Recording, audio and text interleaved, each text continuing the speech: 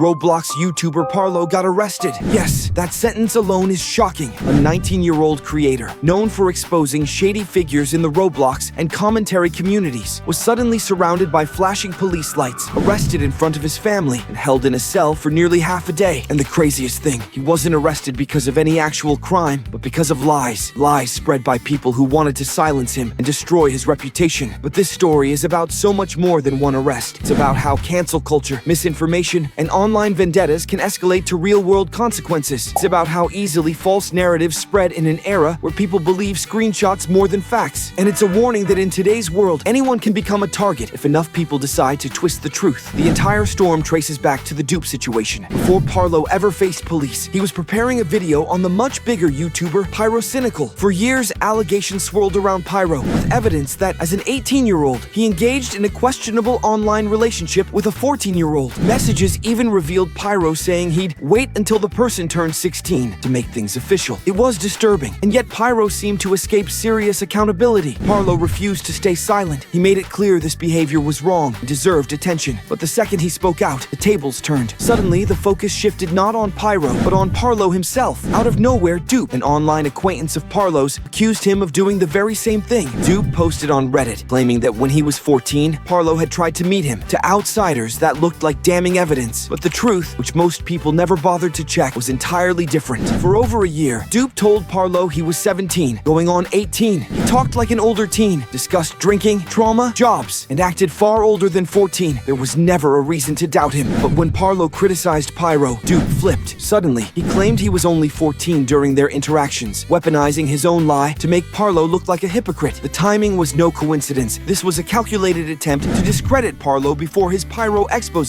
ever saw the light of day. And here's the harsh reality. Once that claim went public, thousands believed it instantly. On Reddit, it got thousands of upvotes. On Twitter, it spread like wildfire. On Discord, screenshots were shared without context. Overnight, Parlo went from being the whistleblower to being the accused. The reaction was brutal. Instead of supporting someone who had tried to stand against predatory behavior, the internet mob turned on him. Memes popped up calling him names. People spammed his replies with caught in 4K jokes, and YouTubers piled on for easy content. But the truth didn't matter. Nobody cared to ask, wait, didn't Dupe himself claim he was 17? Nobody cared to look at the full context. In the attention economy of social media, the first impression is the only impression. And that first impression was that Parlo was guilty. Things got worse when communities like UTP jumped in. This was a group infamous for faking tweets, using Inspect Element to doctor screenshots, and spreading lies just for chaos. They created evidence of Parlo saying things he never said. These fakes circulated as if they were gospel truth. And once again, people believed them because screenshots are powerful, even if they're fake. This is one of the scariest parts of the story. With just a few edits, anyone online can make you look guilty of something you never did. And once people see that screenshot, they rarely question it. They'll mock you, harass you, and spread it further, never realizing they've become pawns in someone else's vendetta. If Dupe was the spark, then Natspop was the gasoline. While most people limited themselves to online harassment, Natspop decided to take things offline straight to the UK police. He filed a report accusing Parlo of grooming a child, and to prove it, he submitted two selective screenshots. One where Parlo asked Dupe about meeting at a hotel, and one where Parlo said he wanted to make out. On their own, those messages looked incriminating, but they were stripped of the single most important detail. Dupe had told Parlo he was 17 at the time. That context changes everything. With it, the messages looked like a conversation between two older teens. Without it, they looked like evidence of grooming. And Natspop knew this. Later, in a recorded call, he openly admitted he was aware Dupe lied about his age, but he never told police the full truth. Why? Because, as he said himself, his goal was to see Parlo arrested. That's not justice. That's not protecting anyone. That's revenge, and it's reckless. By weaponizing the police with half-truths, Natspop set in motion a chain of events that would ruin Parlo's life. When Parlo and his supporters confronted Natspop, the conversation was jaw-dropping. He admitted sending only two screenshots. He admitted leaving out Dupe's supposed age. And when asked point-blank if his goal was to see Parlo arrested, his answer was a chilling yes. Only later, realizing how bad it sounded, did he try to backpedal. He claimed maybe he hadn't explained Dupe's lies well enough. He promised he'd update the police and clarify things. But when pressed for proof, he refused to show the documents he submitted. He dodged accountability and even tried to blame the police for not investigating deeply enough. But here's the truth. Once you file a police report, you're responsible for the accuracy of the information. By deliberately withholding context, Natspop filed a false report, and that single action escalated an online smear campaign into a real-world arrest. September 11th, 2025 will forever be burned into Parlo's memory. That day, he was on a Discord call, peeling YouTube strikes that had just hit his channel. Suddenly, the world outside his window lit up with flashing blue and red. Police vans lined the street. Tactical officers surrounded his house. They ordered him to get off the call, power down his devices, and step outside. Within minutes, Parlo was in handcuffs. For the next 12 hours, he was locked in a holding cell, treated as though he was a dangerous criminal. His family was horrified. Just days earlier, bomb squad vans had shown up at their home, asking about him, rattling his loved ones to the core. Now, the nightmare had become real. Imagine being a teenager, living with your family, creating content online, and suddenly you're dragged out of your home because someone online lied about you. No court date, no trial, just instant guilt in the eyes of your neighbors and the internet. That's what Parlo went through. And the scariest part is, it could happen to anyone. This isn't just about one YouTuber. It's about a broken system. False allegations are devastating. They spread faster than the truth. They stain reputations permanently, and they can lead to real-world consequences, even arrests. Parlo himself had long been open about his struggles with depression, being harassed daily, mocked endlessly, and now arrested on false charges. It was enough to push him to the brink. And yet, even after evidence emerged proving dupe lied, people still repeated the same accusations. Because on the internet, once a narrative sticks, it's almost impossible to shake off. The damage isn't just emotional, it's practical too. Brand deals disappear, YouTube channels get strikes, friends distance themselves, family members live in fear, and worst of all, the accused has to fight uphill just to prove their innocence, while the accusers face no consequences for lying. So what's next for Parlo? Right now, things are uncertain. Some say he's taking a break. Others believe his editors may still release the pyrocynical expose.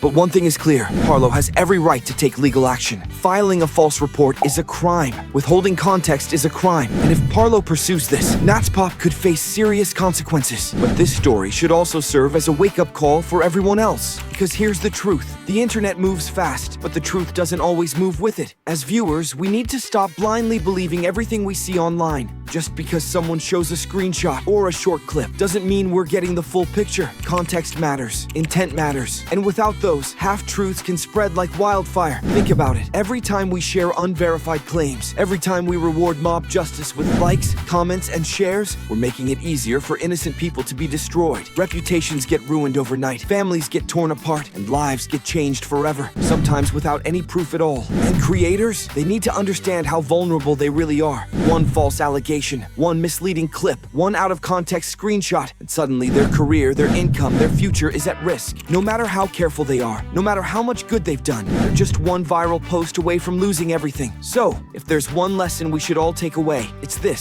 Slow down before you judge. Question the evidence before you react. And remember that behind every username is a real human being who can be hurt. Because once the damage is done, sometimes there's no going back. No matter how careful you are, someone with a grudge can still twist your words. They can fake screenshots, spread lies, and drag your name into the dirt. Once those lies spread online, people rarely stop to check the truth. They react with anger, and suddenly an innocent person is treated like a criminal. The damage from these situations is not small. Careers collapse overnight, reputations are stained for years, and families are left broken and scared. What starts as online drama quickly turns into something real. Lives are turned upside down, sometimes with no way back. The only defense against this chaos is the truth, backed by solid evidence. Receipts, timestamps, and proof can sometimes slow down the damage. And when even that isn't enough, legal action becomes the last resort, because without accountability, lies continue to win. Parlo's case is the perfect example. He wasn't arrested because he was guilty. He was arrested because people lied. The dupe situation was completely fabricated.